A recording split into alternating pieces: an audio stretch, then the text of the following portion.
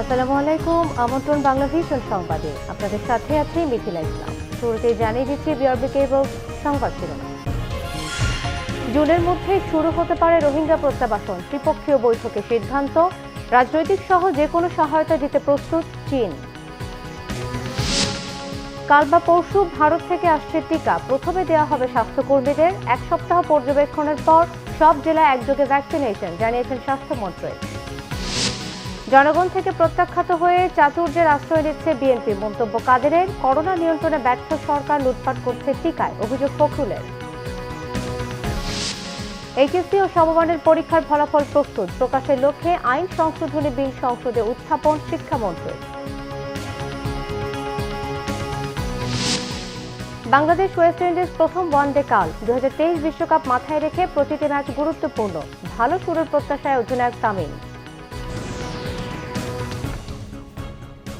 দেখছিলেন বিআরবি কেবল সংবাদ শিরোনাম, এবারে বিস্তারিত। এবছরের মাঝামাঝি রোহিঙ্গাদের মিয়ানমারের প্রত্যাবাসন শুরু হতে পারে। চীনের মধ্যস্থতায় বাংলাদেশ, মিয়ানমার ও চীনের ত্রিপক্ষীয় বৈঠক শেষে এই তথ্য জানিয়েছেন পররাষ্ট্র সচিব মাসুদ বিন মোমেন। তিনি জানান, কোন প্রক্রিয়ায় প্রত্যাবাসন শুরু হবে তা ঠিক করতে আগামী মাসে বাংলাদেশ মিয়ানমারের মধ্যে ওয়ার্কিং কমিটির বৈঠক এবং দুদেশের ডিজির মধ্যে সরাসরি হটলাইনের চালুর সিদ্ধান্ত হয়েছে। এদিকে চীনের ভাইস মিনিস্টার বলেছেন, দ্বিপক্ষীয়ভাবে সংকটের সমাধানে চীন রাজনৈতিক সহ যে কোনো ধরনের সহায়তা দিতে প্রস্তুত রয়েছে। 2018 সালের নভেম্বর এবং 2019 সালের অক্টোবর মাসে দুদফায় রোহিঙ্গা প্রত্যাবাসনের উদ্যোগ নিলেও তা ব্যর্থ হয়। এরপর দীর্ঘদিন থেমেছিল প্রত্যাবাসন প্রক্রিয়ার আলোচনা। করোনা এবং জাতীয় নির্বাচনের দোহাই দিয়ে মিয়ানমার এই প্রক্রিয়াকে বিলম্বিত করেছে। অবশেষে চীনের মধ্যস্থতায় মঙ্গলবার দুপুরে 3 দেশের মধ্যে ভার্চুয়াল আলোচনা অনুষ্ঠিত হয়। চীনের পররাষ্ট্র বিষয়ক ভাইস মিনিস্টার লু ঝাওহুইয়ের সভাপতিত্বে অনুষ্ঠিত বৈঠকে বাংলাদেশের পক্ষে পররাষ্ট্র সচিব মাসুদ বিন মোমেন এবং মিয়ানমারের পক্ষে আন্তর্জাতিক সহযোগিতা বিষয়ক উপমন্ত্রী হাউ ডুসুয়ান নেতৃত্ব দেন। পরে বৈঠকের বিষয়ে সাংবাদিকদের সঙ্গে কথা বলেন পররাষ্ট্র সচিব মাসুদ বিন মোমেন। ফেব্রুয়ারির প্রথম সপ্তাহের মধ্যেই যেই আমাদের ওয়ার্কিং গ্রুপের যে মিটিংটা সেটা হবে। আরেকটি সিদ্ধান্ত হচ্ছে যে দুই দেশের ডিজিদের মধ্যে একটা হটলাইন প্রতিষ্ঠিত হবে অ্যাজ সুন অ্যাজ পসিবল, যাতে করে যে কোনো ধরনের ছোটোখাটো সমস্যা হলে বা চ্যালেঞ্জ থাকলে পরে তারা এটা কথা বলে এটাকে ঠিক করে নিতে পারবে। মনে হচ্ছে অ্যাপারেন্টলি হয়তো আমরা ফার্স্ট কোয়ার্টারে হয়তো একটু ডিফিকাল্ট হবে, বাট সেক্ষেত্রে সেকেন্ড কোয়ার্টার আমরা চিন্তা করতে পারি। প্রত্যাবাসন প্রক্রিয়ায় চীনের পাশাপাশি আন্তর্জাতিক সম্প্রদায়কে অন্তর্ভুক্ত করতে মিয়ানমার রাজি বলেও জানান তিনি। যে আন্তর্জাতিক সম্প্রদায়ের যে সহযোগিতা বা গঠনমূলক উদ্যোগ সেটাকেও আমরা ওয়েলকাম করব। সুতরাং এটা যদিও প্রাইমারিলি একটা বাইল্যাটারাল ব্যাপার, বাট তারপরে চায়না এখানে অলরেডি আছে এবং এর বাইরেও যারা রিজিওনাল বন্য যারা আছে ইন্টারন্যাশনাল কমিউনিটি, ইউএন বিশেষ করে, তাদেরকেও গঠনমূলক যদি কেউ দায়িত্ব নিতে চায় বা কোনো রকমের কন্ট্রিবিউশন রাখতে চায় সেটাকেও আমরা ওয়েলকাম জানাবো। এদিকে চীনের পক্ষ থেকে বলা হয়েছে, রোহিঙ্গা সংকটের শুরু থেকেই সমস্যার সমাধানে দেশটি সক্রিয়ভাবে যুক্ত রয়েছে। বাংলাদেশ মিয়ানমার দ্বিপক্ষীয় প্রচেষ্টায় সমস্যার সমাধানে সব ধরনের সহায়তা করবে চীন। ত্রিপক্ষীয় বৈঠকের বিষয়ে পাঠানো বিবৃতিতে এ তথ্য জানিয়েছে দেশটি। ইমরুল কায়েস, বাংলাভিশন, ঢাকা। ভারতের কাছ থেকে উপহার হিসেবে পাওয়া টিকা আগামীকাল বুধবার নয়তো বৃহস্পতিবার বাংলাদেশে পৌঁছবে বলে জানিয়েছেন স্বাস্থ্যমন্ত্রী জাহিদ মালেক। তিনি জানান, রাজধানীতে প্রথমে প্রয়োগ করা হবে এসব টিকা। অগ্রাধিকার পাবেন সম্মুখ যোদ্ধারা। সারা দেশে টিকা প্রয়োগের জন্য সরকার সব ধরনের প্রস্তুতি সম্পন্ন করেছে বলেও জানিয়েছেন তিনি। ভারতের সেরাম ইনস্টিটিউট থেকে করোনা ভাইরাসের টিকা কিনছে বাংলাদেশ। তার আগেই বাংলাদেশকে 20 লাখ ডোজ করোনার টিকা উপহার হিসেবে দিচ্ছে ভারত। সেরাম ইনস্টিটিউটের উৎপাদিত ওই টিকা বুধবার আসার কথা থাকলেও তা নিয়ে অনিশ্চয়তা দেখা দিয়েছে। স্বয়ং স্বাস্থ্যমন্ত্রী নিশ্চিত নন ফ্লাইটের শিডিউল সম্পর্কে। আগামীকালের একটা শিডিউল আছে এবং আগামীকাল আসবে অথবা পরশুদিন আসবে। স্বাস্থ্যমন্ত্রী জানান, টিকা যখনই পৌঁছাক তা কখন, কোথায় ও কাদের ওপর প্রয়োগ করা হবে সে বিষয়ে আগেই সিদ্ধান্ত নেওয়া হয়েছে। প্রথমে তো ঢাকা শহরেই শুরু হবে সীমিত আকারে, এবং যে ভ্যাকসিনই আসুক না কেন এটা আমাদের যে প্ল্যান করা আছে, জাতীয় প্ল্যান, ন্যাশনাল প্ল্যান অনুযায়ী সারা দেশে এটা দেওয়া হবে। আমাদের প্রস্তুতি তো শুধু মুখে বললে হবে না, আমাদের সেই প্রস্তুতির জন্য কোল্ড চেইন আমাদের ব্যবস্থা করতে হয়েছে, জনবল ব্যবস্থা করতে হয়েছে, ট্রান্সপোর্ট ব্যবস্থা করতে হয়েছে, তারপরে অর্থের ব্যবস্থা চলছে, অর্থ মন্ত্রণালয় সেই অর্থ ছাড় করছে। টিকা নিয়ে যে পার্শ্ব প্রতিক্রিয়ার কথা উঠছে সে বিষয়েও কথা বলেন মন্ত্রী। এখানেও রিয়াকশন হতে পারে, এটা আমাদের অলরেডি এই বিষয়ে আমাদের পরিকল্পনা নেওয়া আছে, সিদ্ধান্ত নেওয়া আছে। স্বাস্থ্য অধিদপ্তরের পক্ষ থেকে জানানো হয়েছে টিকা প্রয়োগের জন্য লোকবল প্রস্তুত করা হয়েছে। টিকার নিরাপত্তা ও সংরক্ষণের জন্য জাতীয় পর্যায়ের একটি কমিটি গঠন করা হয়েছে। অক্সফোর্ড অ্যাস্ট্রাজেনেকার ফর্মুলার কোভিশিল্ড নামে টিকা বাজারজাত করছে ভারতের সেরাম ইনস্টিটিউট। সেখান থেকে ত্রিপক্ষীয় চুক্তির মাধ্যমে মাসে 50 লাখ ডোজ টিকা কিনছে বাংলাদেশ সরকার। আগামী 25 জানুয়ারি সেই টিকাও বাংলাদেশে আসার কথা রয়েছে। আরিফুল হক, বাংলা ভিশন, ঢাকা। করোনায় দেশে একদিনে আরও 20 জনের মৃত্যু হয়েছে। এই নিয়ে মোট মৃতের সংখ্যা 7,942। মারা যাওয়া 20 জনের মাঝে 14 জন পুরুষ ও 6 জন নারী। মঙ্গলবার স্বাস্থ্য অধিদপ্তরের প্রেস বিজ্ঞপ্তিতে জানানো হয়, 24 ঘন্টায় 15,097টি নমুনা পরীক্ষায় 702 জনের করোনা শনাক্ত হয়েছে। এই নিয়ে মোট করোনা শনাক্ত হল 5,29,031 জনের। গত একদিনে সুস্থ হয়েছেন 682 জন। এ পর্যন্ত করোনা থেকে সুস্থ হয়েছেন 4,73,855 জন। 24 ঘন্টায় করোনা শনাক্তের হার 4.65, সুস্থতার হার 89.57 এবং মৃত্যুর হার 1.50%। জনগণ থেকে প্রত্যাখ্যাত হয়ে মুক্তিযুদ্ধ বিরোধী অপশক্তির প্রতিভূ বিএনপি বারবার প্রতারণা ও চাতুর্যের আশ্রয় নিচ্ছে বলে মন্তব্য করেছেন আওয়ামী লীগের সাধারণ সম্পাদক ওবায়দুল কাদের। বঙ্গবন্ধু এভিনিউতে দলের মুক্তিযুদ্ধ বিষয়ক উপকমিটির আলোচনা সভায় তিনি মন্তব্য করেন। ওবায়দুল কাদের বলেন, জনগণের মুখোমুখি দাঁড়াবার সৎ সাহস ও রাজনৈতিক অবস্থান বিএনপির নেই। বহু ধারায় বিভক্ত মুক্তিযোদ্ধাদের ঐক্যবদ্ধ করে অভিন্ন প্ল্যাটফর্মে নিয়ে আসার প্রত্যয় ব্যক্ত করেন আওয়ামী লীগের সাধারণ সম্পাদক। তৃতীয় ও চতুর্থ ধাপের পৌরসভা নির্বাচনে দলের বিদ্রোহী প্রার্থীদের আর ছাড় দেওয়া হবে না জানিয়ে ওবায়দুল কাদের বলেন, দলের সিদ্ধান্ত মেনেই রাজনীতি করতে হবে।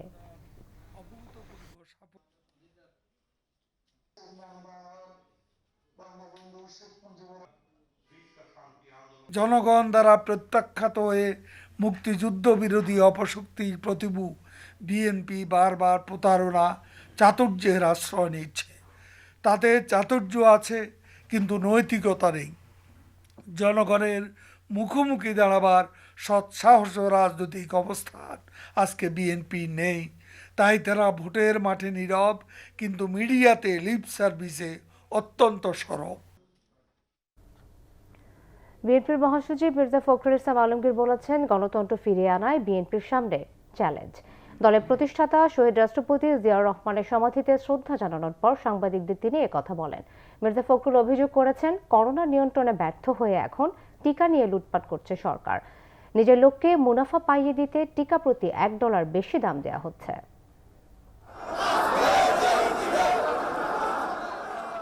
19 জানুয়ারি মহান মুক্তিযুদ্ধের সেক্টর কমান্ডার, সাবেক রাষ্ট্রপতি ও বিএনপির প্রতিষ্ঠাতা জিয়াউর রহমানের 85তম জন্মবার্ষিকী। দিনটি উপলক্ষে নেতাকর্মীদের সাথে নিয়ে শেরেবাংলা নগরে জিয়াউর রহমানের মাজারে ফুলেল শ্রদ্ধা জানান বিএনপির মহাসচিব মির্জা ফখরুল ইসলাম আলমগীর। এ সময় জিয়াউর রহমানের আত্মার মাগফিরাত কামনায় মোনাজাত করা হয়। এরপর সাংবাদিকদের বিএনপির মহাসচিব বলেন, মহান মুক্তিযুদ্ধ এবং আধুনিক বাংলাদেশ বিনির্মাণে জিয়াউর রহমানের অসামান্য অবদান ইতিহাসে স্বর্ণাক্ষরে লেখা থাকবে। সরকার গণতন্ত্রকে হত্যা করেছে বলে মন্তব্য করেন মির্জা ফখরুল। 35 লক্ষ মানুষের বিরুদ্ধে, নেতাকর্মীর বিরুদ্ধে, এখানে গণতন্ত্র যারা চায় তাদের বিরুদ্ধে মামলা দেওয়া হয়েছে, মানুষকে হত্যা করা হয়েছে, গুম করা হয়েছে, নির্যাতন করা হচ্ছে। এর থেকে মুক্তির জন্য আজকে আমরা নতুন করে শপথ গ্রহণ করছি যে আমরা অবশ্যই গণতন্ত্রকে মুক্ত করব, দেশনেত্রী বেগম খালেদাকে মুক্ত করব। করোনার টিকা আমদানি নিয়ে সরকার দুর্নীতি লুটপাট করছে বলে অভিযোগ করেন বিএনপির মহাসচিব। এই সরকার করোনা নিয়ন্ত্রণ করতে সম্পূর্ণ ব্যর্থ হয়েছে। এই ভ্যাকসিন নিয়ে তারা আবার লুটপাটে নিমগ্ন হয়েছে, তাদের দুর্নীতি করছে এবং সেই দুর্নীতির কারণে এই ভ্যাকসিনটাও আজকে প্রয়োগ করাটা একটা টোটালি মেস হয়ে গেছে। এদিকে জিয়াউর রহমানের জন্মদিন উপলক্ষে নয়াপল্টনের কেন্দ্রীয় কার্যালয়ে দুস্থদের মাঝে চিকিৎসা সেবা কার্যক্রমের উদ্বোধন করেন বিএনপির মহাসচিব। এই আওয়ামী লীগ তার নিজস্ব লোককে বেশি করে মুনাফা পাইয়ে দেওয়ার জন্য জনগণের যে টাকা, সেই টাকা থেকে প্রতি ভ্যাকসিনে $1 করে বেশি করে দিচ্ছে। জাহাঙ্গীর আকন্দ, বাংলা ভিশন, ঢাকা। শিক্ষামন্ত্রী ডাক্তার দীপুমণি সংসদকে বলেছেন, এইচএসসি ও সমমানের পরীক্ষার ফলাফল প্রস্তুত রয়েছে। সংসদে আইন পাশ করার পরে এই ফলাফল প্রকাশ করা হবে। এই লক্ষ্যে মাধ্যমিক ও উচ্চ মাধ্যমিক, কারিগরি ও মাদ্রাসা শিক্ষা বোর্ড আইনের সংশোধনী বিল সংসদে উত্থাপন করেছেন শিক্ষামন্ত্রী। পরে তা একদিনের মধ্যে যাচাই বাছাই শেষে রিপোর্ট প্রদানের জন্য শিক্ষা মন্ত্রণালয় সম্পর্কিত স্থায়ী কমিটিতে পাঠানো হয়। করোনার কারণে 2019 সালের এইচএসসি ও সমমানের পরীক্ষা নেওয়া সম্ভব হয়নি, তাই জেএসসি, জেডিসি এবং এসএসসি পরীক্ষার ফলাফলের ভিত্তিতে অটো পাস দেওয়ার সিদ্ধান্ত নেয় সরকার। এজন্য আইনের সংশোধনী আনতে বিষয়টি সংসদে উত্থাপন করেন শিক্ষামন্ত্রী doctor Dipu Moni. Intermediate and secondary education amendment bill 2021 এ মহান সংসদে উত্থাপনের অনুমতি প্রার্থনা করছি। সংসদে উপস্থাপন করে শিক্ষামন্ত্রী ডাক্তার দীপুমণি আইনটি সংশোধনের পক্ষে যুক্তি তুলে ধরেন। এইচএসসির ফলাফলের জন্যে শিক্ষার্থী, অভিভাবক সবাই অপেক্ষা করছেন এবং আমাদের ফলাফল সব প্রস্তুত আছে, কিন্তু আমাদের যেহেতু আইনে পরীক্ষা গ্রহণপূর্বক ফলাফল দেবার বিষয়টি ছিল এবং এইবার যেহেতু বৈশ্বিক সংকটের কারণে সেই পরীক্ষা নেওয়া সম্ভব হয়নি, আমরা বিকল্প একটি পদ্ধতিতে আগের দুটি পাবলিক পরীক্ষার ফলাফলের ভিত্তিতে এই ফলাফল দিতে যাচ্ছি। সেই কারণে আমাদেরকে বর্তমান আইনটি সংশোধন করবার প্রয়োজন দেখা দেয়। যেদিন সংসদ পাশ করবে, যদি সংসদ পাশ করে, তারপরে আমরা দ্রুততার সঙ্গে ফলাফলটি দেব। তবে এ বিলের বিরোধিতা করে প্রশ্ন তুলেছেন সংসদ সদস্য ফখরুল ইমাম। আপনি পরীক্ষা ছাড়া যে উঠাই দিবেন, সেটাতে এই সংবিধানের 17 ধারা সাংঘর্ষিক হবে কিনা আপনার কাছে আমি সাবমিশন করলাম। কারণ ওইখানে কিন্তু ওই কোনো পরীক্ষার কথা বলা আছে, যে পদ্ধতির কথা বলা আছে, কিন্তু পদ্ধতি এখন যে আজকে ব্যপ্ত হচ্ছে সেইটা এটার সঙ্গে সাংঘর্ষিক কিনা সেটাও আপনার কাছে আজকে আমি তুলে ধরলাম। এছাড়া সংসদে কারিগরি মাদ্রাসা শিক্ষা বোর্ড সংশোধন বিল এবং দ্য সিভিল কোড সংশোধন বিল 2021 সংসদে উত্থাপিত হয়। আপনাদের সহযোগিতা। সৈয়দ আব্দুল মুহিত, বাংলা ভিশন, ঢাকা।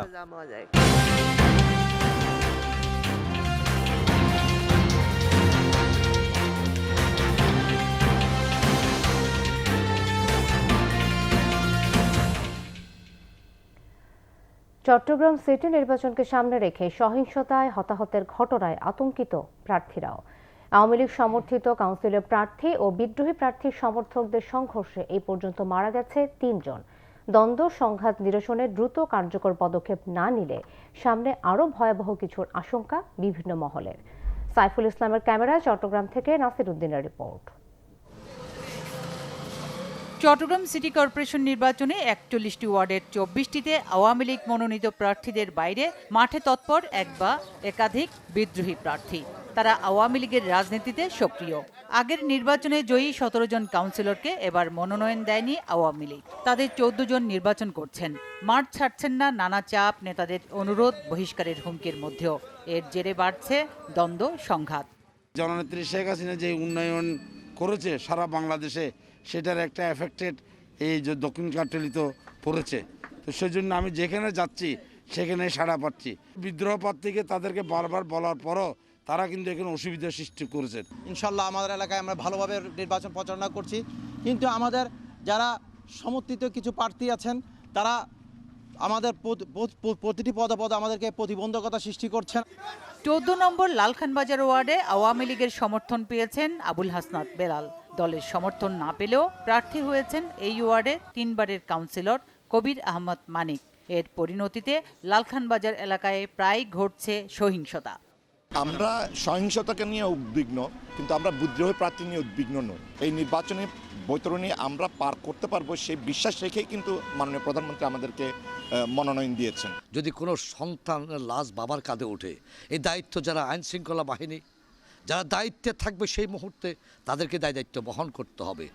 এদিকে দলের নির্দেশ অমান্যকারীদের বহিষ্কারের হুমকি দিলেন চট্টগ্রামে নির্বাচনী প্রচারে অংশ নেয়া আওয়ামী লীগের এক সাংগঠনিক সম্পাদক। সেন্ট্রাল কমিটির সিদ্ধান্ত পরিষ্কার, এক্সপেল, বহিষ্কার, এবং তারা পদায়ন হবে না। ভবিষ্যতে কাউন্সিল আসছে, পদ পাবে না। তবে সিটি কর্পোরেশন নির্বাচনকে ঘিরে সহিংসতার চেষ্টা রুখে দেওয়ার সতর্কতা পুলিশের। বিভিন্ন জায়গাতে ব্লক রেড করছি, এবং সেটা যে শুধু রাতে করছি তা না, আমরা যে সময়ে আমরা মনে করছি এটা সুইটেবল সে সময় সবকিছু উদ্দেশ্য একটাই, পুলিশি কার্যক্রমকে, পুলিশি অভিযানগুলোকে আরো একটু ছড়িয়ে দেওয়া, যাতে সবার কাছে একটি বার্তা আসে। এবারে সিটি নির্বাচনকে ঘিরে সহিংসতায় কাটলি ওয়ার্ডে তানভীর জহির, পাঠানটুলিতে আসগর আলী বাবুল, বাকুলিয়ায় আশিকুর রহমান নিহতের ঘটনা বাড়তি আতঙ্ক যোগ করেছে চট্টগ্রামে। Bangla vision news desk. সৌদিতে গৃহকর্মী আবিরন বেগম হত্যায় সৌদি আরবে করা মামলায় আপোষ চায় আসামি পক্ষ। তবে অনড় অবস্থানে আবিরনের পরিবার। পাইকগাছা থানার মামলা সিআইডিতে গেলেও গতি না থাকায় ক্ষোভ রয়েছে তাদের। জাতীয় মানবাধিকার কমিশনের সদস্য ডক্টর নমিতা হালদার বললেন, সিআইডি সর্বোচ্চ পর্যায়ে কথা বলে মামলায় গতি আনার চেষ্টা করছেন তারা। খুলনা সিআইডির পুলিশ সুপার জানান, পলাতক 2 আসামিকে শীঘ্রই গ্রেফতার করা হবে। আতিয়ার পারভেজের সহায়তায় মিরাজ হোসেন গাজীর রিপোর্ট।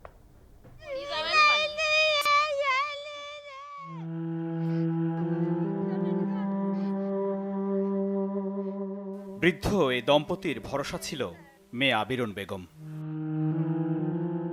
আর স্বামী পরিত্যক্তা নিঃসন্তান আবিরনের ঠিকানা ছিল এই বাবা মা।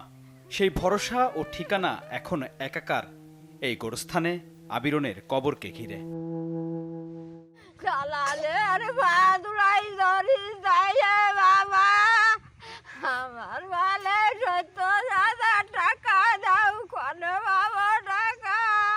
তারপরে কলে যে লাশ মাটির তলে গেছে, আর আমার চিনি নিবি, এই কথা শেষ। পরিবারের হাল ধরতে 2017 সালে সৌদি আরব গিয়ে 2019-এর 24 অক্টোবর লাশ হয়ে ফেরেন আবিরন বেগম। তাকে নির্যাতনের পর গরম পানি ঢেলে হত্যার অভিযোগে সৌদি আরবে গৃহকর্তা সহ 3 আসামি কারাগারে। শিগগিরই মামলার রায় হবে বলে আশা করছে বাংলাদেশ দূতাবাস। তবে সৌদির মামলায় আপোষ করার জন্য আসামিপক্ষ যোগাযোগ করলেও সঠিক বিচার চায় পরিবার। আয়েশাল জিজানি মহিলার ভাই বিভিন্ন নাম্বার দিয়ে কন্ট্যাক্ট করছে আমাদের সঙ্গে, বিভিন্ন প্রলোভন দেখাচ্ছে। তো আমি ওনাদেরকে বলছি যে আমরা আসলে এই মামলাটা ম্যাডাম থেকে যেহেতু হ্যান্ডেল করছেন, সরকারি ঊর্ধ্বতন কর্মকর্তা আছে, এবং বাংলাদেশ সরকারও যেহেতু মামলাটা চালাচ্ছে, তো সরকার যে সিদ্ধান্ত নেবে ওটাই আমাদের। ভিনদেশে বিচার শেষ পর্যায়ে হলেও দেশে ভিন্ন চিত্র। দেশের মামলায় দালাল রবিউল, মন্ত্রণালয়ের চাকরিচ্যুত কর্মচারী নিপুল চন্দ্র জামিনে। তবে রিক্রুটিং এজেন্সি ফাতেমা এমপ্লয়মেন্ট সার্ভিসেসের জাহিদুল ইসলাম ও MS এয়ারওয়ে ইন্টারন্যাশনালের রুন মোহাম্মদ পুলিশের খাতায় পলাতক। এটা খুলনা সিআইডিতে হস্তান্তর করা হলো। এটা কিন্তু তাদের বলে যাচ্ছি, সাপোর্ট দিয়ে যাচ্ছি, বা বিভিন্ন ডকুমেন্টসও তাদের প্রোভাইড করতেছি, কিন্তু আজও পর্যন্ত এই আসামিদের ধরা ছোঁয়ার বাইরে তারা থেকে গেল। 2 জন আসামি এখনও পলাতক আছেন। তো আমরা চেষ্টা করছি যে যারা পলাতক আছেন তাদেরকে গ্রেপ্তার করে আইনের আওতায় আনার, আর যত দ্রুত সম্ভব, এটি একটি সংঘবদ্ধ অপরাধ চক্রের মামলা, আমরা যত দ্রুত সম্ভব এটা শেষ করব। এদিকে রাজধানীর কাকরাইলে অভিযুক্ত রিক্রুটিং এজেন্সির অফিসে গিয়ে দেখা যায় সব কার্যক্রম চলছে। মামলার আসামি বললেন, বিএমইটির কর্মচারী নিপুল চন্দ্র তাঁর এজেন্সিকে ফাঁসিয়েছে। ভাই আসামি আমিও আপনাকে দিতে পারি। মামলা, সব মামলা কি সঠিক হয়? বাংলাদেশে বলতে পারবেন সব মামলা সঠিক হয়? যে এটা আমার নাম ব্যবহার করা হয়েছে, আমাকে কি বলবো, আমি বিচার না পাইয়ে উল্টা আসামির খাতায় আমার নাম আসছে। আবিরন হত্যাকাণ্ডের ঘটনার শুরু থেকেই তদারকি করছেন প্রবাসী কল্যাণ ও বৈদেশিক কর্মসংস্থান মন্ত্রণালয়ের সাবেক সচিব ও জাতীয় মানবাধিকার কমিশনের সদস্য ডক্টর নমিতা হালদার। সৌদির পাশাপাশি এখন দেশে বিচার পাবেন বলেও আশাবাদী তিনি। আমি ধন্যবাদ জানাই বাংলা ভিশনকে যে তারা এটিকে ছেড়ে দেয়নি, এটা ধারাবাহিকভাবে তারা এটাকে ফলো আপ করছে। ফলাফল যাই আসুক, এটির বিচার দ্বারা এই দেশের মানুষ, রিক্রুটিং এজেন্সি এবং সংশ্লিষ্ট দালালরা বুঝতে পারবে যে এইভাবে প্রতারণা করে মানুষকে হয়রানি করে পার পাওয়া যায় না। এত কিছুর পরও এখনো টেলিফোনে হুমকি দেয়া হচ্ছে অভিযোগে নতুন করে জিডি করেছেন আবিরনের পরিবারের সদস্যরা। মিরাজ হোসেন গাজী, বাংলা ভিশন, ঢাকা। কাল শুরু হচ্ছে Bangladesh West Indies one day series. Mirpur স্টেডিয়ামে সকাল 11:30টায় শুরু হবে প্রথম ওয়ানডে। 2023 বিশ্বকাপে সরাসরি খেলতে এখন থেকে প্রতিটি ম্যাচ জয়ই গুরুত্বপূর্ণ বলছেন অধিনায়ক তামিম ইকবাল। তবে তার কাছে গুরুত্ব পাচ্ছে 1 বছর পর মাঠে নেমে ভালো শুরু করা। অন্যদিকে র্যাঙ্কিংয়ে এগিয়ে যেতে ওয়ানডে সিরিজ জয়ের প্রত্যাশা করছেন ক্যারিবীয় অধিনায়ক জেসন মোহাম্মদও। অনেক নতুনকে সাথে নিয়ে আন্তর্জাতিক ক্রিকেটে ফিরছে বাংলাদেশ। করোনা বিরতির পর শেষ দল হিসেবে আন্তর্জাতিক ক্রিকেটে ফিরছেন টাইগাররা।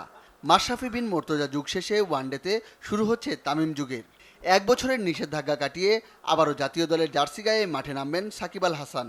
2023 বিশ্বকাপে সরাসরি খেলার সুযোগ পাবে সেরা 8 দল। র্যাঙ্কিংয়ে পয়েন্ট গোনা শুরু হবে এই সিরিজ দিয়ে। প্রতিপক্ষ ওয়েস্ট ইন্ডিজ দল কেমন করবে সেদিকে নজর দিতে রাজি নন টাইগারদের ওডিআই ক্যাপ্টেন। নিজেদের কাজটা ঠিকঠাক মতো করতে পারাই তার কাছে বড় চ্যালেঞ্জ। এখন থেকে 2023 পর্যন্ত আমরা খুব বেশি 27-28টার মতো ওয়ানডে খেলবো। তো আমাদের জন্য প্রত্যেকটা ম্যাচে এখন জেতাটা খুব important because of the point system. I am sure আমরা চাবো যে আমাদের কোয়ালিফাইং না খেলা লাগে, we go into top 8 or whatever. না, সিরিজ জিতা অবশ্যই ইম্পর্টেন্ট, বাট আমার কাছে যেটা মনে হয় সিকান্দার ভাই যে কালকের ম্যাচটা শুরু করাটা সবচেয়ে বেশি ইম্পর্টেন্ট বিকজ ভালো করে শুরু করাটা সবচেয়ে বেশি ইম্পর্টেন্ট। নেটে ব্যাটিং অনুশীলনের সময় ইনজুরিতে পড়েছেন সৌম্য সরকার, যদিও তার অবস্থা গুরুতর নয়। চ্যালেঞ্জ আছে দলের লাইন আপ নিয়েও, যার ব্যাখ্যা দিতে হয়েছে তামিমকে। বিশ্ব ক্রিকেটে নিজস্ব একটা ব্র্যান্ড তৈরি করতে চান টাইগার অধিনায়ক। যেটা আমি সবসময় প্রায়োরিটি দিই is we have to develop a Bangladeshi style of cricket, Bangladeshi brand of cricket. আমরা যখন ক্যাম্প শুরু করি the message was very clear to him. আর অ্যাকচুয়ালি আমি পার্সোনালিও তার সাথে কথা বলেছি and he is fine with it. He has no issues, he understands. আর that also gives him some breathing space because he is coming back after a long time. বিশ্বকাপে সরাসরি খেলতে এই সিরিজ বাংলাদেশের চাইতেও বেশি গুরুত্বপূর্ণ ওয়েস্ট ইন্ডিজের কাছে। তাদের সেরা একাদশের অনেকেই আসেননি এই সফরে, তারপরও জয়ের আশা ছাড়েননি ক্যারিবিয়ান অধিনায়ক জেসন মোহাম্মদ। সবাই বলছে এটা তরুণ ও অনভিজ্ঞ দল, আমরাও সেটা জানি। এই সিরিজ থেকে বিশ্বকাপের পয়েন্ট কাউন্ট হবে। সব মিলিয়ে এই দল নিয়েই আমরা লড়াই করতে চাই। বাংলাদেশের নতুন শুরু আর ওয়েস্ট ইন্ডিজের নতুনদের নিজেকে প্রমাণের তাগিদ, সব মিলিয়ে দারুণ এক ম্যাচের আশা ক্রিকেট ভক্তদের। মনির হোসেন খান, বাংলা ভিশন, ঢাকা। ঢাকা দক্ষিণ সিটির মেয়র ব্যারিস্টার শেখ ফজলে তাপস বলেছেন, রাজধানীর বাস রুট রেশনালাইজেশনের জন্য সরকারের কাছে 100 কোটি টাকা বরাদ্দ চাওয়া হয়েছে। প্রাথমিকভাবে নতুন রুটে চলা বাসগুলোর আধুনিকায়নে এই অর্থ খরচের সিদ্ধান্ত হয়। মঙ্গলবার দুপুরে নগর ভবনে বাস রুট রেশনালাইজেশনের 15তম সভা শেষে সংবাদ সম্মেলনে তিনি আরও বলেন, গণপরিবহনের শৃঙ্খলা ফেরাতে রুটের পরিধি বাড়িয়ে কেরানীগঞ্জের ঘাটারচর থেকে কাঁচপুর পর্যন্ত কোম্পানির মাধ্যমে বাস চালুর সিদ্ধান্ত হয়। ফলে ঢাকা থেকে যানবাহনের চাপ কমে যাবে বলে মনে করেন মেয়র তাপস। নতুন বাস টার্মিনালগুলো হচ্ছে হেমায়েতপুর, বিরুলিয়া, কেরানীগঞ্জ ও কাঁচপুর। মেয়র জানান, 31 মার্চের মধ্যেই পাইলট রোড প্রস্তুতের কাজ শেষ করা হবে। ফেব্রুয়ারিতে বাস রুট রেশনালাইজেশনের জন্য একটি খসড়া প্রণয়নের সিদ্ধান্তের কথাও জানান তিনি। রাজধানীর সড়কে শৃঙ্খলা ফিরিয়ে আনতে এসব সিদ্ধান্ত নেওয়া হয়েছে, ঢাকা উত্তরের মেয়র আতিকুল ইসলাম জানান। একটি এই বিশৃঙ্খলাকে আমরা টোটালি একটি শৃঙ্খলার মধ্যে আনার জন্যই কিন্তু আমরা চাচ্ছি, এবং আমাদের আলটিমেট গোল কিন্তু এটাই, একটি শৃঙ্খলাবদ্ধ একটি ম্যানেজমেন্টের মধ্যে টোটাল বাসগুলোকে নিয়ে আসা। অদূর ভবিষ্যতে অবশ্যই একটি সুন্দর যানজট মুক্ত ঢাকা শহর দেওয়ার প্রত্যাশা নিয়ে কিন্তু আমরা দুই মেয়র একসাথে কাজ করছি। 4টি জায়গায় আন্তঃজেলা বাস টার্মিনাল স্থাপন করলে ঢাকা শহরের উপর থেকে চাপ কমে যাবে। সায়দাবাদ এবং গাবতলী, মহাখালী টার্মিনালগুলোকে আমরা সিটি টার্মিনাল হিসেবে ব্যবহার করতে পারবো, এবং বাকি এই 4টি টার্মিনাল আমরা সারা দেশের যেই বাসগুলো ঢাকামুখী যাতায়াত করে সেগুলোর জন্য আমরা নির্ধারণ করতে পারবো। এই কাজগুলো আরম্ভ করতে পারলে আমরা আশা করছি যে অনেক দূর আমরা এগিয়ে যেতে পারবো। এদিকে ঢাকা দক্ষিণ সিটি কর্পোরেশনের সাবেক মেয়র সাইদ খোকনের বিরুদ্ধে করা 2টি মানহানির মামলার একটি খারিজ করেছে আদালত। অপর মামলাটি প্রত্যাহার করেছেন এর বাদী। ঢাকা মহানগর হাকিম বাদী কাজী আনিসুর রহমানের মামলাটি গ্রহণের কোনো উপাদান না থাকায় তা খারিজ করে দেন। আরেকটির বাদী অ্যাডভোকেট মোহাম্মদ সরওয়ার আলম মামলা প্রত্যাহারের আবেদন করলে আদালত তা মঞ্জুর করেন। গত 9 জানুয়ারি হাইকোর্ট এলাকায় এক মানববন্ধনে বর্তমান মেয়র শেখ ফজলিনুর তাপসের বিরুদ্ধে দুর্নীতির অভিযোগ তোলেন সাবেক মেয়র সাইদ খোকন। ঘটনার প্রেক্ষিতে সাইদ খোকনের বিরুদ্ধে 11 জানুয়ারি দুটি মানহানির মামলা করেন দুজন। 12 জানুয়ারির সাকরাইল উৎসবের সংবাদ সম্মেলনে গিয়ে সাইদ খোকনের বিরুদ্ধে মামলা প্রত্যাহারের আহ্বান জানান শেখ ফজলিনুর তাপস।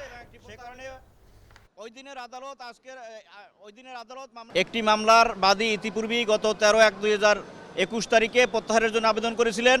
দেশের বৃহত্তর স্বার্থে এবং শান্তির কথা বিবেচনা করেই তিনি মামলাটি প্রত্যাহারের সিদ্ধান্ত নিয়েছেন এবং অপর মামলাটি বাদী না থাকায় বিজ্ঞ আদালত খারিজ করে দিয়েছেন। যুক্তরাষ্ট্রের নবনির্বাচিত প্রেসিডেন্ট জো বাইডেনের হোয়াইট হাউস প্রশাসনে প্রথম বাংলাদেশি আমেরিকান হিসেবে তরুণ জাইন সিদ্দিকী নিয়োগ পাচ্ছেন। তার গ্রামের বাড়ি ময়মনসিংহের নান্দাইল উপজেলার মাদারীনগর গ্রামে। গুরুত্বপূর্ণ পদে নিয়োগ পাওয়ার খবরে গ্রামে বিরাজ করছে উৎসবের আমেজ। ময়মনসিংহের স্টাফ রিপোর্টার অমিত রায়ের রিপোর্ট। 20 জানুয়ারি বুধবার বিশ্বের ক্ষমতাধর যুক্তরাষ্ট্রের প্রেসিডেন্টের দায়িত্ব নেবেন নবনির্বাচিত প্রেসিডেন্ট জো বাইডেন। গেল বুধবার বাইডেনের সেই হোয়াইট হাউসে ডেপুটি চিফ অব স্টাফের সিনিয়র অ্যাডভাইজার পদে নাম ঘোষণা করা হয় বাংলাদেশি যুবক জাইন সিদ্দিকীর। ময়মনসিংহের নান্দাইল উপজেলার মাদারীনগর গ্রামের চিকিৎসক মোস্তাক আহমেদ সিদ্দিকী ও হেলেনা সিদ্দিকী দম্পতির একমাত্র ছেলে জাইন সিদ্দিকী। 33 বছর আগে তারা পাড়ি জমান যুক্তরাষ্ট্রে। সেখানেই নাগরিকত্ব পেয়ে বসবাস করছেন। সেখানেই জন্ম একমাত্র ছেলে জাইনের। সর্বশেষ 2016 সালে বাবার সাথে গ্রামের বাড়ি ঘুরে গেছেন জাইন সিদ্দিকী। সুযোগ পেলেই দেশে আসেন। বড় পদে চাকরির সংবাদে খুশি জাইনের গ্রামের বাড়ির স্বজন ও প্রতিবেশীরা। বাবারে আমার আনন্দ, আমার খুশি সীমা নাই। নাতি হয়েছে, নাতি এরকম একটা ইয়া হয়েছে, তাই আনন্দ না বেটা। আমাদের চাচাতো ভাই এত বড় চাকরি পাইছে, গর্ব না দেশের। এবার আউনের কথা আছি কতদিন আগে, এই করোনা লাগে আইতে পারছে না। মাদারীনগর গ্রামের জাইনের পরিবার গড়েছে একটি হাফেজিয়া মাদ্রাসা, যা পরিচালিত হচ্ছে তাদের সবার সম্মিলিত অর্থে। কেউ যদি জানায় তাদেরকে, তারা অনেক সাহায্য করে। এই মাদ্রাসাও তো ছাত্র ছাত্রী আছে, তাদের বরণ পোষণ থেকে শুরু করে যা সমস্ত কিছুই তারা বহন করেন। জাইন সিদ্দিকীর বাবা মোস্তাক আহমেদ সিদ্দিকী টেলিফোনে স্বজনদের জানান ছেলের এমন খুশির সংবাদ। এরপর এলাকাবাসী ও হাফেজিয়া মাদ্রাসার পক্ষ থেকে মিষ্টি বিতরণ করা হয়। অনুষ্ঠিত হয় দোয়া মাহফিলও। Bangla vision news desk. প্রতি শুক্রবার জুমার নামাজের খুতবায় জঙ্গি ও সন্ত্রাস বিরোধী ধর্মীয় দিক নির্দেশনা দিতে ইমামদের প্রতি আহ্বান জানিয়েছেন ধর্ম প্রতিমন্ত্রী ফরিদুল হক খান। মঙ্গলবার সকালে ইসলামিক ফাউন্ডেশনে আয়োজিত এক আলোচনা সভায় তিনি কথা বলেন। ধর্মীয় অপব্যাখ্যা দিয়ে সাম্প্রতিক সময়ে জঙ্গি কার্যক্রম চালানো হয়েছে বলেও জানান তিনি। অনুষ্ঠানে কাউন্টার টেরোরিজম ইউনিটের প্রধান মনিরুল ইসলাম বলেন, বাংলাদেশে আল কায়েদার কোনো অস্তিত্ব নেই। একটি বিশেষ মহল তাদের উপস্থিতি প্রমাণের চেষ্টা চালাচ্ছে। জঙ্গি দমনে হার্ড অ্যাপ্রোচের পাশাপাশি সফট অ্যাপ্রোচও দরকার। যদিও দেশে কোনো জঙ্গি হামলার আশঙ্কা নেই বলে জানান মনিরুল ইসলাম। সমস্যা থেকে ভুগছে এবং যদিও বলা রাজধানীর বিমানবন্দর সড়কে মোটরসাইকেল আরোহী তরুণ দম্পতিকে চাপা দেওয়ার ঘটনায় দায়ী বাস চালক তৌসিকুল ইসলামকে গ্রেফতার করেছে সিআইডি। ঘটনার পর থেকেই আত্মগোপনে চলে যায় ঘাতক বাস চালক তৌসিকুল ও তার হেলপার। দুর্ঘটনা ঘটার 12 ঘন্টার মধ্যে ঘাতক বাস চালক তৌসিকুল ইসলামকে গাজীপুর থেকে গ্রেফতার করা হয়েছে। গোয়েন্দারা জানান, তরুণ দম্পতি আকাশ ও মিতুকে বাস চাপা দেওয়ার কথা স্বীকার করেছে তৌসিকুল। তার ড্রাইভিং লাইসেন্স ঠিক আছে কিনা বা আগে আরও কাউকে চাপা দিয়েছে কিনা এসব তদন্তের পর জানা যাবে বলে জানান গোয়েন্দারা। এদিকে নারায়ণগঞ্জের রূপগঞ্জে কোটি টাকা প্রতারণা করে হাতিয়ে নেওয়ার অভিযোগে দুজনকে গ্রেফতার করেছে সিআইডি। বঙ্গবন্ধু শেখ মুজিবুর রহমানের জন্মশতবার্ষিকী উপলক্ষে বাংলাদেশ গবেষণা ও দূর অনুধাবন প্রতিষ্ঠান স্পার্সোতে বঙ্গবন্ধু কর্নার উদ্বোধন করা হয়েছে।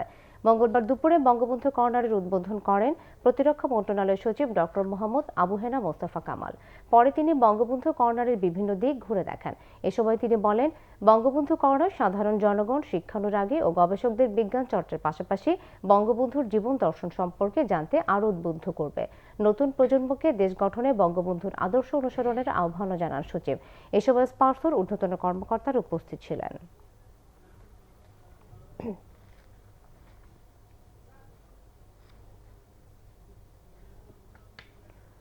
দেশের বিভিন্ন জায়গায় নানা কর্মসূচির মধ্য দিয়ে পালিত হলো বিএনপির প্রতিষ্ঠাতা সাবেক রাষ্ট্রপতি জিয়াউর রহমানের 85তম জন্মদিন। আলোচনা সভা সহ নানান আয়োজনে কিশোরগঞ্জে পালন হয়েছে বিএনপির প্রতিষ্ঠাতা শহীদ রাষ্ট্রপতি জিয়াউর রহমানের 85তম জন্মবার্ষিকী। মঙ্গলবার দলীয় কার্যালয়ে আলোচনা সভা শেষে ভার্চুয়ালি আলোচনা সভায় যুক্ত হন বিএনপির মহাসচিব মির্জা ফখরুল ইসলাম আলমগীর সহ অন্য নেতারা। সিলেটের দরগাহ গেটের সামনে সাবেক রাষ্ট্রপতি জিয়াউর রহমানের 85তম জন্মদিন পালন করেছেন মহানগরীর দলীয় নেতাকর্মীরা। এ সময় অসহায় দুস্থদের মাঝে শিরনি বিতরণ করেন তারা। জন্মদিন পালন করেছেন ফরিদপুর জেলা বিএনপির নেতাকর্মীরাও। সাবেক রাষ্ট্রপতির জন্মদিন উপলক্ষে আলোচনা সভা হয়েছে টাঙ্গাইলে। পরে তার রুহের শান্তি কামনায় দোয়া ও মোনাজাত করা হয়। বগুড়া শহরের বায়তুর রহমান সেন্ট্রাল মসজিদে জিয়াউর রহমানের জন্মদিন উপলক্ষে দোয়া করা হয়।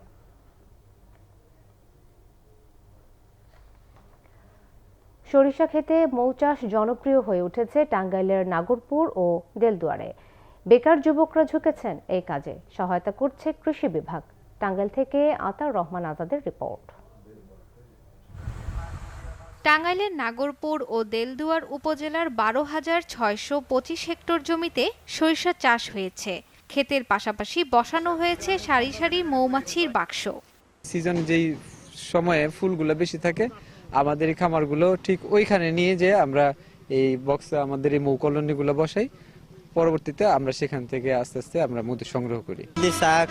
ভালো পরিবেশ থাকে, মনে করেন এই বাক্সগুলো ভাঙলে 8-10 গ্রাম হইব, 8-10 মন হইব। ক্ষতি মনে করে প্রথম দিকে এ কাজে বাধা দেন সরিষা চাষিরা। পরে বিশ্বাস করতে শুরু করেন মৌমাছির কারণে সরিষার ফলন ভালো হয়। সহযোগিতার হাত বাড়ান তারাও। সব জায়গায় তো ঢুকতে দেয় না, কৃষি অফিসারের সঙ্গে যোগাযোগ করে তাই ঢুকতে হয়। মানিকগঞ্জ শেষ হওয়ার পরে আমরা শরীয়তপুরে আমাদের ধনী কালোজিরা এগুলো আছে। এরপরে তারপরে আমরা ঈশ্বরদী যাবো, ওখানে আমাদের লিচুর মধু আছে। এই সংগ্রহ করে মার্চ দেখে আমরা আমাদের সুন্দরবন এলাকা আমরা চলে যাবো। মৌচাষী ও সরিষা চাষীদের সব ধরনের সহযোগিতা দিচ্ছে কৃষি বিভাগ। মৌচাষীরা সাতক্ষীরা তথা গোপালগঞ্জ এবং অন্যান্য জায়গা থেকে এসেছে। আমরা তাদেরকে বিভিন্ন জায়গায় স্পট নির্ধারণ করে দিয়ে বসার ব্যবস্থা করেছি এবং আশেপাশে থেকে যাতে করে কোনো ধরনের সমস্যার সৃষ্টি না হয় সেই ব্যাপারে আমরা সার্বিকভাবে তাদেরকে সহযোগিতা প্রদান করছি। মৌচাষী বেকারত্ব ঘোচার পাশাপাশি দেশের মধুর চাহিদা পূরণ হচ্ছে বলে মনে করেন সংশ্লিষ্টরা। Bangla vision news desk. মানিকগঞ্জে কৃষক আশরাফ আলী হত্যা মামলায় নারীসহ 5 জনের ফাঁসির আদেশ দিয়েছে আদালত। মানিকগঞ্জের অতিরিক্ত দায়রা জজ আদালতের বিচারক শাহানা হক এই আদেশ দেন। আসামিরা হল উপজেলার ফুলহারা গ্রামের মঞ্জুর রহমান, মোয়াজ্জেম হোসেন, বাবুল মিয়া, আজিজুল হক ও ফেলি বেগম। জমি নিয়ে বিরোধের জেরে 2013 সালের 18 জুন কৃষক আশরাফ আলীর উপর হামলা চালায় মঞ্জুর ও তার সহযোগীরা। সেসবে গুরুতর আহত অবস্থায় হাসপাতালে ভর্তি হলে সেখানে চিকিৎসাধীন অবস্থায় মারা যান আশরাফ। পরদিন 19 জুন নিহতের ভাই মরসুর আলম বাদী হয়ে 25 জনের বিরুদ্ধে ঘিওর থানায় মামলা করেন। বিশ্বব্যাপী তাৎক্ষণিক যোগাযোগের অন্যতম অনলাইন মাধ্যম ইমোর ব্যবহার রেকর্ড সংখ্যা ছুঁয়েছে বাংলাদেশিদের মাঝে। 2020 সালে বাংলাদেশি ইমো ব্যবহারকারীরা 9,680 কোটি মেসেজ এবং 2,600 কোটি অডিও ভিডিও কল করেছেন। বছর জুড়ে গড়ে প্রত্যেক বাংলাদেশি প্রায় 753 বার ইমোর মাধ্যমে যোগাযোগ করেছে। এমন তথ্য জানানো হয়েছে প্রতিষ্ঠানটির বার্ষিক প্রতিবেদনে, যাতে বলা হয় ইমোর মোট মেসেজের 31% এবং মোট কলের 58% আন্তর্জাতিক যোগাযোগ ছিল। বাংলাদেশের বিপুল সংখ্যক মানুষ করোনা মহামারীর মধ্যে দেশের বাইরে প্রিয়জনের সাথে যোগাযোগে ইমো ব্যবহার করায় গর্বিত বলে জানান ইমোর ভাইস প্রেসিডেন্ট ক্রিস হিও। শীত, বন্যার পাশাপাশি করোনার মতো মহামারীতে বিএনপির নেতাকর্মীরা জনগণের পাশে থেকেছে বলে জানিয়েছেন দলের সাংগঠনিক সম্পাদক সৈয়দ এমরাজ সালেহ প্রিন্স। তিনি বলেন, সাবেক রাষ্ট্রপতি জিয়াউর রহমানের আদর্শে অনুপ্রাণিত হয়ে বিএনপির নেতাকর্মীরা সবসময় জনগণের পাশে থাকার চেষ্টা করছে। ময়মনসিংহের হালুয়াঘাটের বিভিন্ন জায়গায় শীতবস্ত্র বিতরণ করে তিনি এসব কথা জানান। বিএনপির বিভিন্ন সহযোগী সংগঠনের নেতাকর্মীরা এ সময় উপস্থিত ছিলেন। সংবাদ শেষ করব বিআরবি কেবল শিরোনামগুলো আরেকবার জানিয়ে। জুনের মধ্যে শুরু হতে পারে রোহিঙ্গা প্রত্যাবাসন, ত্রিপক্ষীয় বৈঠকে সিদ্ধান্ত। রাজনৈতিক সহ যে কোনো সহায়তা দিতে প্রস্তুত চীন। কাল বা পরশু ভারত থেকে আসছে টিকা, প্রথমে দেওয়া হবে স্বাস্থ্যকর্মীদের। 1 সপ্তাহ পর্যবেক্ষণের পর সব জেলায় একযোগে ভ্যাকসিনেশন, জানিয়েছেন স্বাস্থ্যমন্ত্রী। জনগণ থেকে প্রত্যাখ্যাত হয়ে চাতুরদের আশ্রয় দিচ্ছে বিএনপি। মন্তব্য কাদেরের। করোনা নিয়ন্ত্রণে ব্যর্থ সরকার লুটপাট করছে টিকায়, অভিযোগ ফখরুলের। এইচএসসি ও সমমানের পরীক্ষার ফলাফল প্রস্তুত, প্রকাশের লক্ষ্যে আইন সংশোধনী বিল সংসদে উত্থাপন শিক্ষামন্ত্রীর। বাংলাদেশ ওয়েস্ট ইন্ডিজ প্রথম ওয়ানডে কাল। 2023 বিশ্বকাপকে মাথায় রেখে প্রতিটি ম্যাচ গুরুত্বপূর্ণ, ভালো শুরুর প্রত্যাশায় অধিনায়ক তামিম। এই ছিল এখনকার মতো। পরের সংবাদ রাত 1টায় দেখার আমন্ত্রণ রইল। এছাড়াও বাংলা ভিশন সংবাদের সংবাদ সংশ্লিষ্ট অনুষ্ঠান দেখতে লগ ইন করুন facebook.com/বাংলাভিশনে এবং সাবস্ক্রাইব করুন youtube.com/বাংলাভিশন নিউজ। এতক্ষণ সাথে থাকায় ধন্যবাদ সবাইকে।